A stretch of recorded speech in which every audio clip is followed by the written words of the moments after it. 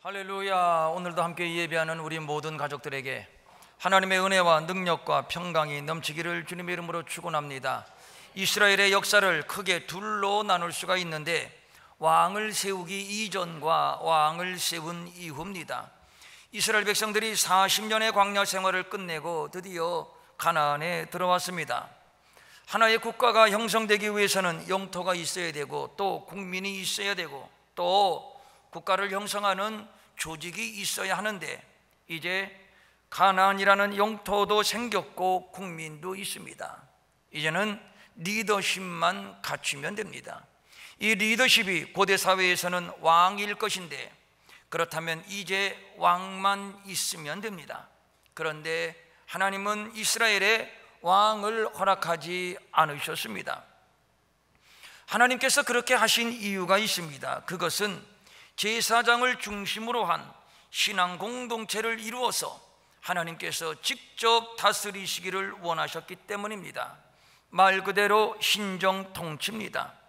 이때 왕은 아니지만 종교적, 정치적, 군사적 판결권을 가지고 하나님과 백성 사이에 가교 역할을 하는 자가 있었는데, 그들을 사사라고 하고 그 시대를 사사시대라고 합니다. 우리에게 매우 익숙한 인물, 드보라, 기드온, 삼손, 그리고 오늘 본문의 주인공 사무엘 등등이 바로 왕정시대 이전에 활동했던 사사들입니다. 그러나 사사를 통해 계획했던 하나님의 신정 통치는 350년을 넘기지 못하고 왕정시대로 넘어가게 됩니다. 그렇게 된 이유가 있습니다. 사사시대를 총평할 수 있는 성경 구절이 사사기 21장 25절인데, 그때에 이스라엘의 왕이 없으므로 사람이 각기 자기의 소견에 옳은 대로 행하였더라. 이 말씀은 사사기 맨 마지막 구절인데, 사실은 사사기 전반에 걸쳐 나오는 사사시대에 대한 평가라고 할 수 있습니다. 이스라엘의 왕이 없었다. 정말 이스라엘의 왕이 없었나요? 아닙니다. 있었습니다. 바로 여호와 하나님이십니다. 이스라엘은 하나님이 왕이 되시어서 하나님이 직접 다스리시는 신종 국가였습니다. 그러므로 이스라엘의 왕이 없었다는 사사기의 진술은 사사시대의 이스라엘 백성들이 하나님의 왕되심, 하나님의 통치를 노골적으로 거부하면서 자기 마음대로 살았다는 것을 말해주는 겁니다. 그리하여 저들은 각기 자기의 소견에 옳은 대로 행하였습니다. 저마다 개인의 안목에 따라 스스로 판단하기에 의롭다고 여기는 것을 행하였다는 것인데, 이것은 타락입니다. 노아 시대의 타락상에 대하여 성경은 이렇게 말해주고 있습니다. 하나님의 아들들이 사람의 딸들의 아름다움을 보고 자기들이 좋아하는 모든 여자를 아내로 삼는지라. 저들은 자기들의 육체의 쾌락을 만족시킬 목적으로 여자들을 바라보았습니다. 하나님이 정하신 남녀의 질서, 결혼의 질서, 성의 질서 등은 아예 안중에도 없었습니다. 자기들이 좋아하는 모든 여자, 자기가 좋아하는 모든 여자, 자기가 기준입니다. 요즘 우리 사회의 왕따 문화는 매우 심각한 사회 문화로 대두되고 있습니다. 있는 사람을 없는 사람 취급하는 겁니다. 인간은 사회적인 동물이어서 사람들과 함께 어울리며 주거니 받거니 살아가는 존재입니다. 그런데 아예 없는 것처럼 무시한다. 이것은 인격적 살인이라고 할 수 있습니다. 사사시대가 꼭 그런 식입니다.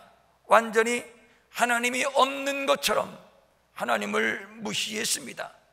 자기의 소견, 자기의 안목, 자기의 욕심과 욕망을 따라 살았습니다. 이러한 삶의 연속이었고 반복이었습니다. 하나님이 분명히 여기 계신데, 그리하여 우리에게서 예배와 찬송을 받으시기를 원하는데, 우리로 하여금 거룩과 경건으로 살기를 원하시는데, 그런데 사사시대의 사람들은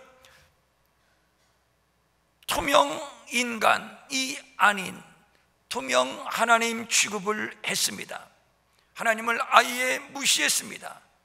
있는 하나님을 없는 것처럼 여겼습니다. 요즘 아이들이 개무시라는 표현을 쓰는데 바로 그런 격입니다. 갈라디아서 6장 7절입니다. 스스로 속이지 말라. 하나님은 업신여김을 받으시지 아니하시나니 사람이 무엇으로 힘든지 그대로 되리라. 여기에서 업신여기다 라고 하는 말의 의미는 코를 치켜 올리는 행위로서 조롱하다, 비웃다 라는 뜻인데, 당시 이스라엘이 하나님을 이렇게 무시하고 이렇게 업신여겼다라고 하는 것입니다. 때는 엘리가 제사장으로 있을 때입니다. 사무엘상 2장 12절입니다. 엘리의 아들들은 행실이 나빠 여호와를 알지 못하더라. 구약시대의 제사장 직분은 세습입니다. 아버지가 제사장이면 아들도 자연히 제사장직을 세습하게 됩니다. 따라서 아버지 엘리가 제사장이었으니 아들들도 당연히 제사장이었습니다. 그런데 이 제사장 아들들의 행실이 아주 나빴습니다. 행실이 나쁘다는 말을 개역성경은 불량자라고 번역을 했고, 일부 영어 성경은 악당들, 타락한이라고 번역을 했습니다. 저들은 여호와를 알지 아니하였습니다. 이것은 소도 웃을 일입니다. 제사장이 여호와를 알지 못하다니요. 목사가 하나님을 알지 못했다, 예수님을 알지 못했다, 성경을 알지 못했다, 있을 수 있는 일입니까? 그런데 이런 일이 실제로 있었으니 엘리의 아들 제사장들이 바로 그러했습니다. 여기에서 여호와를 알지 아니하였다라고 하는 말은 지식적인 알을 말하는 것이라기보다는 그들이 여호와의 제사장임에도 불구하고 살아계신 하나님을 두려워하지 않고 그분께 순종하지도 않고 오히려 불량자나 악당 노릇을 했다는 뜻입니다. 그들은 이미 영적으로 죽었습니다. 그러니까 제사장이기는 하지만 이름뿐인 죽은 제사장이라고 하는 것이 더 옳을 것입니다. 저들은 하나님을 투명 하나님 취급을 했습니다. 하나님께 드려질 제물을 자기 사환을 시켜 빼앗아 갑니다. 그들의 죄악을 사무엘상 2장 17절은 이렇게 말하고 있습니다. 이 소년들의 죄가 여호와 앞에 심히 크면 그들이 여호와의 제사를 멸시함이었더라. 여기에서 제사를 멸시하였다라고 하는 말은 능욕하다, 회방하다라고 하는 뜻입니다. 제사장은 제사를 통해서 하나님과 백성들 사이의 중재의 역할을 해야 함에도 불구하고 오히려 제사장에 의하여 제사가 멸시됨으로써 하나님과 백성들 사이의 관계까지도 파괴되었습니다. 이들은 제사장의 권한을 남용하여 하나님의 제사를 모독하고 백성들을 착취하는 불량자, 악당, 타락한 제사장들이었습니다. 이것뿐만 아닙니다. 하나님께 제사가 드려지는 거룩한 회막에서 수종드는 여인과 동침을 하기도 했습니다. 성경 원문을 보면 여인 단수가 아니라 여인들 복수입니다. 그러니까 한 번으로 끝난 것이 아니라 지속적이며 반복적인 범죄라고 할 수 있습니다. 오늘날 목사가 교회의 여성도와 교회당 안에서 음란한 행위를 했다는 것과 마찬가지일 겁니다. 상상 속에서도 있을 수 없는 일입니다. 이러한 아들들의 범죄에 대한 소문이 아버지 엘리 제사장의 귀에 들어갔습니다. 이에 대한 엘리의 반응입니다. 엘리가 매우 늙었더니 내 아들들아 그리하지 말라, 내게 들리는 소문이 좋지 아니하니라. 이에 대한 아들의 반응입니다. 그들이 아버지의 말을 듣지 아니하였느니. 내 아들아 그리하지 말어, 그런 것은 옳은 일이 아니야. 아들을 다 일렀지만 성경은 분명히 말합니다. 그들이, 그 아들들이, 아들 제사장들이 아버지의 말을 듣지 아니하였다. 이상 말씀드린 것이 사무엘이 살고 있던 시대의 영적 기상도라고 할 수 있습니다. 엘리가 매우 늙었다, 이 말은 실제로 엘리의 나이가 늙었다는 뜻이기도 하지만, 그러나 좀 더 심층적으로 본다면 그는 영적으로 이미 늙었습니다. 아들들을 통제할 수 없을 만큼 영적으로 무기력했습니다. 아무런 영향력을 발휘하지 못할 정도로 이미 늙어버린 영적 지도자 엘리. 그래서 그 시대를 본문 1절은 이렇게 표현하고 있습니다. 이 사무엘이 엘리 앞에서 여호와를 섬길 때에는 여호와의 말씀이 희귀하여 이상이 흔히 보이지 않았더라. 그 시대는 말씀이 희귀했습니다. 하나님의 말씀을 찾기가 매우 어려웠다는 얘기입니다. 뿐만 아니라 이상도 보이지 않았습니다. 미래가 매우 절망적이라는 뜻입니다. 하나님은 예언자들을 통해서 백성을 각성시키고 일깨우셨습니다. 저들은 여기에서 희망을 찾았고, 그래서 하나님 앞에 살 길을 찾아 나설 수가 있었던 것입니다. 그런데 지금은 이러한 하나님의 이상이 저들에게 보이지 않습니다. 하나님은 말씀하시지 않았고 예언자들의 활동도 끊어졌습니다. 저들은 하나님의 말씀의 귀를 막았고 제사장은 타락했습니다. 2절입니다. 엘리의 눈이 점점 어두워가서 잘 보지 못하는 그때에 그가 자기 초소에 누웠고, 이것은 비단 엘리의 육적인 상태만을 말하는 것이 아니라고 봅니다. 육적인 눈뿐만 아니라 영적인 눈도 어두워져 갔고, 육적으로만 초소에 누운 것이 아니라 영적으로도 깊은 잠에 빠져 있는 제사장. 이것은 비단 엘리 제사장만의 문제가 아니라 그 시대 사람들의 영적 상태라고 보는 것이 더 합당할 것입니다. 저들은 영적으로 무감각했고 무능했고 무기력했습니다. 제사장이 성소에서 제사를 드리고 하나님의 음성을 듣고, 그리고 그 음성을 백성들에게 선포하고, 그리고 이 백성들을 이끌고 하나님께로 나아가야 하는데, 그래야 백성들이 사는 것인데, 그런데 기력이 쇠하여 초소에 누워서 사무엘아 사무엘아. 사무엘은 하나님이 부르시는 음성을 듣는데 명색이 제사장은 듣지 못했습니다. 그러므로 엘리 제사장은 무지한 제사장이요 무능한 제사장이었던 겁니다. 설상가상 아들 제사장 비느하스, 홈니, 이 두 아들들은 불량자였고 악당들이었으니 그 시대에 하나님의 말씀과 이상이 시기했다는 것은 어쩌면 당연한 귀결입니다. 그 결과 블리셋과의 전쟁에서 법궤를 빼앗기고 엘리의 아들들은 전쟁터에서 죽고, 엘리는 그 비보를 듣고 충격에 빠져 의자에서 꼬꾸라져 목뼈가 부러져 죽었고, 이때 비느하스의 아내가 임신 중이었는데 이 소식을 듣고 충격으로 조산을 했고, 그 아들의 이름을 이가봇이라고 지었는데 그 이름의 뜻은 영광이 이스라엘에게서 떠났다입니다.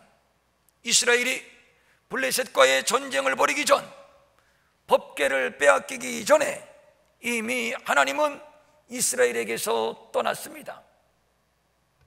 이스라엘이 하나님에게 어떤 민족입니까? 신명기 14장 2절입니다. 너는 네 하나님 여호와의 성민이라. 여호와께서 지상만민 중에서 너를 택하여 자기 기업의 백성으로 삼으셨느니라.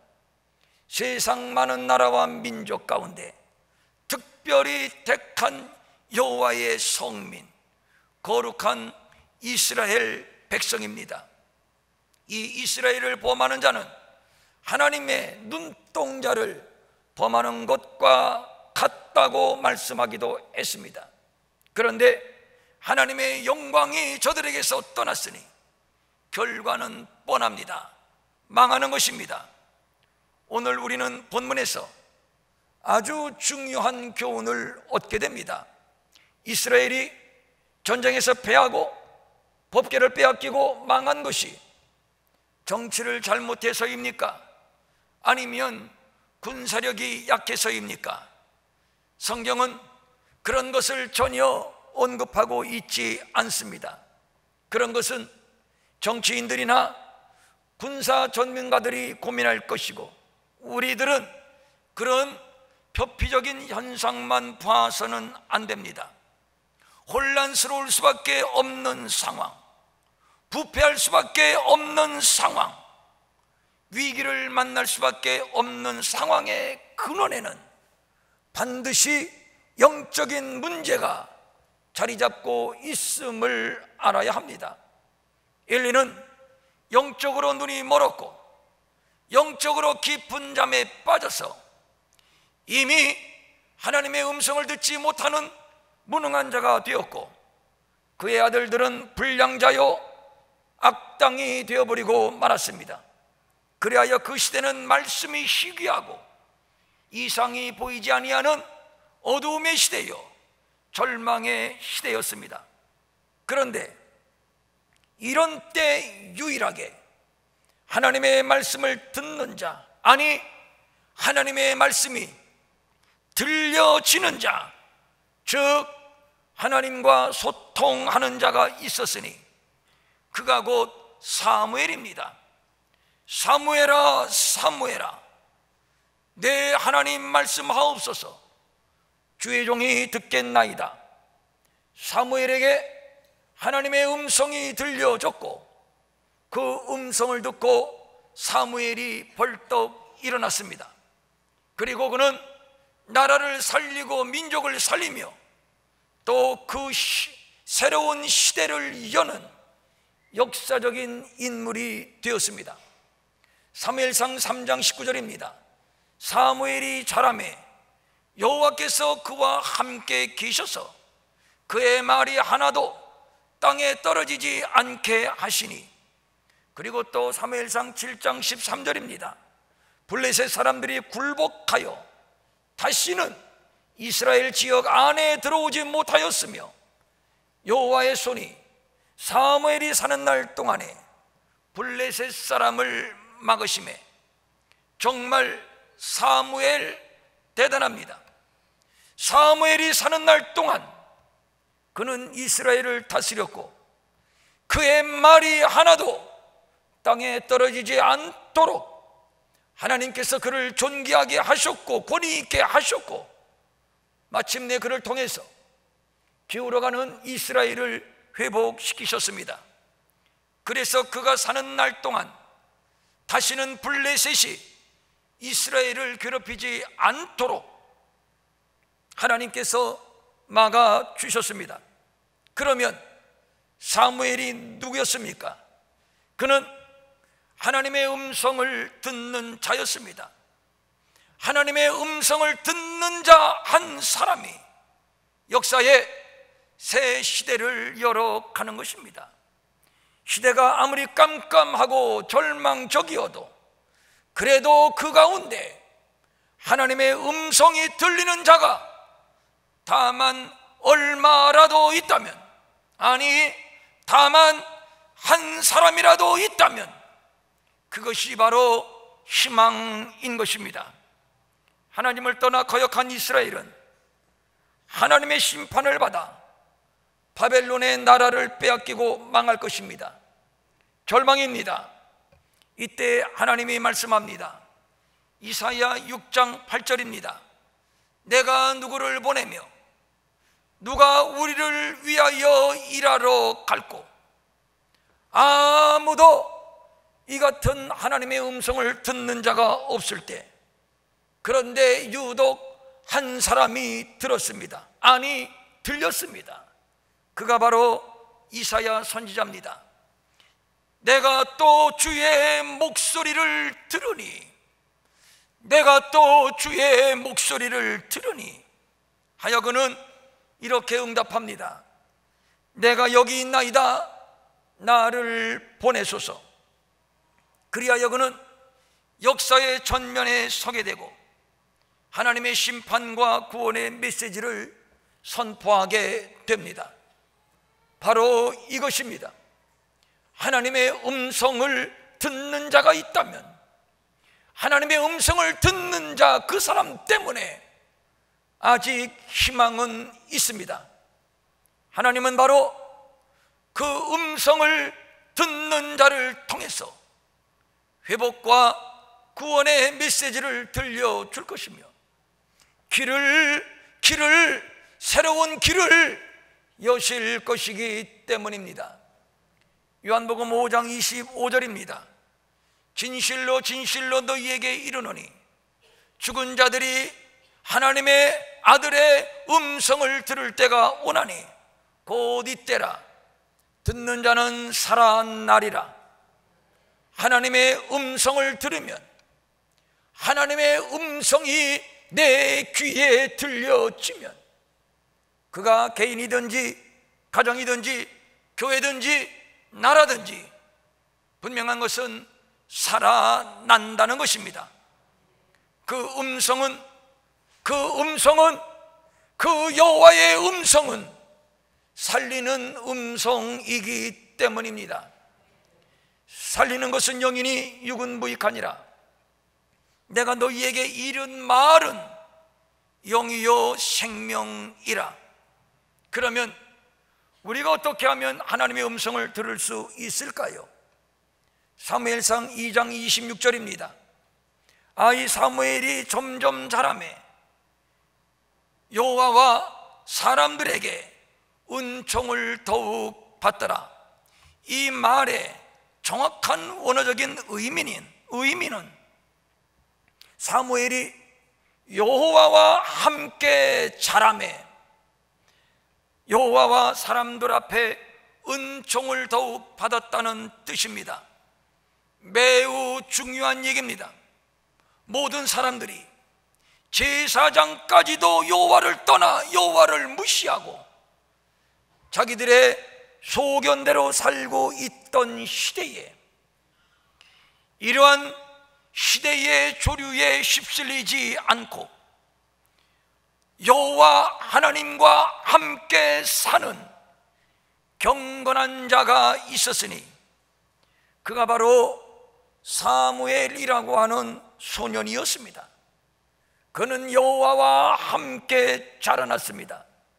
엘리는 점점 눈이 어두워 잘 보지 못하고 자기의 초소로 들어가 일찍 누웠을 때, 그러나 사무엘은 본문 3절입니다.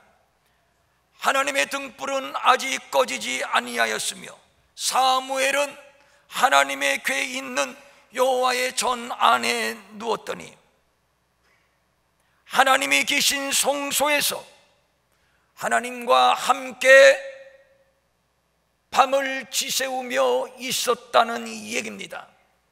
성소의 등불은 규례상 해가 져서 다시 뜨기 직전까지 켜도록 되어 있었습니다. 그러니까 사무엘은 성소의 등불이 아직 꺼지지 않을 때까지 성소에 머물러 있었다는 얘기인데, 즉 하나님과 함께 있었다는 얘기인데, 그렇다면 사무엘은 성소의 등불이 꺼지지 않도록 계속 등에 기름을 보충하고 있었다는 얘기이기도 합니다. 하나님의 등불은 아직 꺼지지 아니하였다. 여기에서 아직이라고 하는 단어를 주목할 필요가 있습니다. 세상이 깜깜합니다. 암울합니다. 엘리 제사장은 무능하고 아들 제사장들은 불량자요 악당들입니다. 요즘 말로 말하면 완전히 뒷골목 건달들입니다. 이런 세상에 무엇을 더 기대합니까? 더 이상 희망이 없습니다. 그래서 블레셋과의 전쟁에서 패하여 법궤를 빼앗겼던 것이고, 하나님의 영광은 이스라엘에게서 떠나 이가봇이 되어버리고 말았습니다. 이 정도면 완전히 끝장난 것이요, 망한 것입니다. 그러나 이것은 정치적, 군사적, 사회학적, 즉 겉으로 드러난 현상학적으로 그런 것입니다. 그러나 오늘 본문은 아직 희망이 있음을 말하고 있습니다. 아직 성전의 불이 꺼지지 않았다고 말해주고 있기 때문입니다.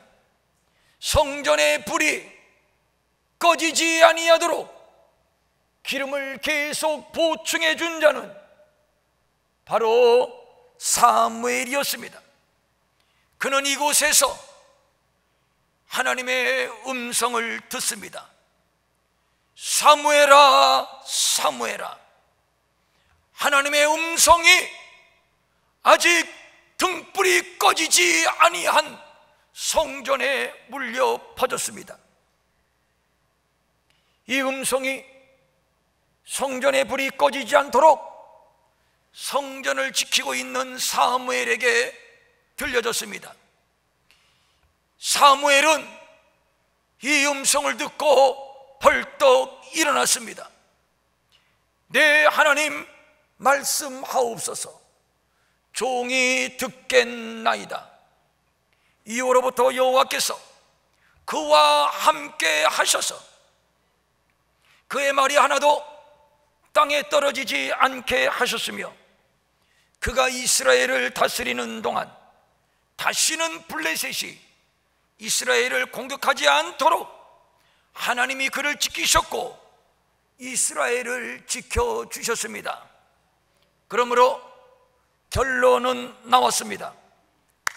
아직 성소의 불이 꺼지지 않았다면 그것이 곧 우리의 희망이요, 그것이 곧 조국의 희망입니다. 하나님께서 아직 우리를 버리지 않았다는 얘기요, 하나님께서 아직 우리를 떠나지 않았다는 얘기요, 아직 우리에게 희망이 남아 있다는 얘기입니다. 오늘날 경건한 주의 종들은 우리가 살고 있는 시대를 사무엘 당시의 시대와 동일하다고 말하고 있습니다. 말씀이 희귀하고 이상이 보이지 않는 시대. 그러나 아무리 그래도 우리는 이 말에 선뜻 동의하기가 힘듭니다. 왜냐하면 마음만 먹으면 교회에 와서 얼마든지 말씀을 들을 수가 있고, 또 인터넷, 스마트폰, TV 방송, 각종 서적, 각종 세미나, 각종 성경 공부를 통해서 얼마든지 말씀을 접할 수가 있기 때문입니다. 말 그대로 말씀의 홍수 시대에 살고 있습니다. 그러나 홍수로 물이 넘쳐나 사방 천지가 물로 뒤덮여도 가장 귀한 것이 물이라는 사실을 알고 계십니까? 오늘날처럼 말씀의 홍수 시대에 살면서 많은 사람들이 영적 기갈로 물을 찾아 헤매는 것을 우리가 어떻게 이해를 해야 합니까? 실로 말씀이 희귀한 시대입니다. 하나님의 말씀이 희귀하니 하나님의 이상마저도 보이지 않습니다. 이런 암흑기에 시대를 깨우는 선지자의 음성이 들립니까? 하나님의 비전, 하나님의 꿈, 하나님의 뜻이 이 땅에 이루어지는 이 이상을 보면서 기뻐하며 노래하며 흥분하고 있습니까? 어두움 가운데 있지만, 상황은 위기이지만 하나님에게서 희망을 보는 그 믿음이 우리에게 있는가 말입니다. 우리 시대의 믿음은 너무 세속적입니다. 너무 기복적이며 너무 신비적이며 너무 육적입니다. 우리 주님께서 사람이 떡으로만 사는 것이 아니라고 분명히 말씀하셨는데, 그런데 우리는 자꾸 떡만 구하고 있으니 극히 기복적이 아닌가요? 극히 세속적이 아닌가요? 어제 몇 분과 이런 얘기를 주고받았습니다. 요즘 우리 젊은이들이 결혼을 안 하려고 하는데 그 이유가, 결혼을 하면 자식을 낳을 것인데, 그렇다면 내가 낳는 자식은 흙수저로 태어날 것이 뻔한데 흙수저 자식을 낳고 싶지 않아서 결혼을 안 한다는 겁니다. 오늘 벌어서 오늘 쓰는 소비 풍조가 만연한데 그 이유가 몇 푼 모아봤자 집 한 칸 마련할 수 없으니 그럴 바에야 오늘 벌어서 오늘 쓰자, 먹자, 마시자, 즐기자, 그러면서 헬조선, 즉 지옥 같은 대한민국을 말하고 있습니다. 그런데 정말 안타까운 것은 교회 안에 있는 청년들도 이런 생각을 하고 있다는 것입니다. 우리나라를 둘러싼 국내외적 상황이 급박하게 돌아가고 있습니다. 어떤 사람은 현 상황을 낙관적으로 보는가 하면 또 어떤 사람은 비관적으로 보기도 합니다. 이 말도 맞고 저 말도 맞습니다. 또 이 말도 틀릴 수 있고 저 말도 틀릴 수 있습니다. 그러나 분명한 것은 개인의 운명이나 교회의 운명이나 나라의 운명이나 그 운명을 결정짓는 곳은 청와대도 아니고 국회도 아니고 어떤 영웅도 아닙니다. 저 트럼프 대통령도 아닙니다. 바로 성소, 신약적으로 말하면 교회입니다. 교회의 등불이 아직 꺼지지 않았다면, 교회의 등불이 꺼지지 않도록 아직도 깨어 사무엘과 같이 성소를 지키는 자가 한 사람이라도 있다면, 그리하여 하나님의 음성을 듣는 자가 한 사람이라도 있다면, 그래서 그 한 사람을 통해서 하나님의 생생한 음성이 오늘 광야에 외치는 자의 소리로 어두운 우리 시대를 깨우고 있다면, 저는 그것이 우리의 희망이라고 믿습니다. 아니, 하나님의 희망이라고 믿습니다. 저는 평천일의 담임하고 있는 목사로서 우리 교회가 이 등불이 꺼지지 않는 교회가 되기를 소망합니다. 이 등불은 하나님이 이곳에 계시다는 영광과 임재의 상징입니다. 제가 30여 년 전에 개척을 한다고 간판을 내걸고 하나님께 간절히 기도를 했는데, 그때의 기도는 아주 단순했습니다. 간단했습니다. 오직 딱 두 가지였습니다. 하나는, 하나님, 이제 제가 교회를 개척한다고 간판을 걸었으니 사람 좀 보내주세요. 또 하나는, 하나님, 저에게도 어엿한 번들한 멋진 예배당 좀 주세요. 다른 기도는 하지 않고 오직 이 두 가지 기도만 날마다 했습니다. 그런데 어느 날 하나님이 환상을 보여주시는데 아주 웅장하고 큰 교회가 앞에 딱 보이는 겁니다.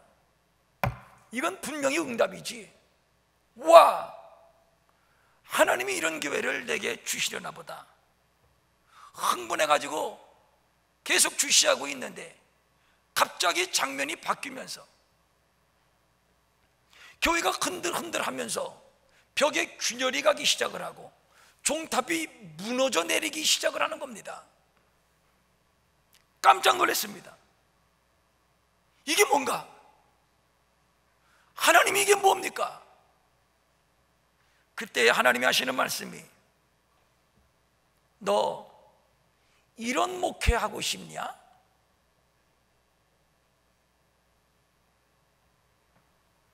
교회가 크건 작건 상관없이, 사람이 많건 적건, 웅장하건 초라하건 상관없이 그곳에 하나님이 계셔야지. 하여 주야로 그곳에 하나님의 음성이 들려야지. 반대로 크건 작건 상관없이 하나님이 그곳에 계시지 않고 하나님의 영광이 그곳에 머물러 있지 않다면 그건 나하고는 상관없어. 그건 죽은 교회야. 그렇게 말씀하시더라고요. 만약에 정말 그렇다면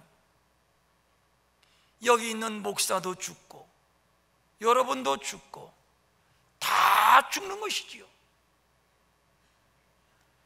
산 사람이 음성을 듣습니다.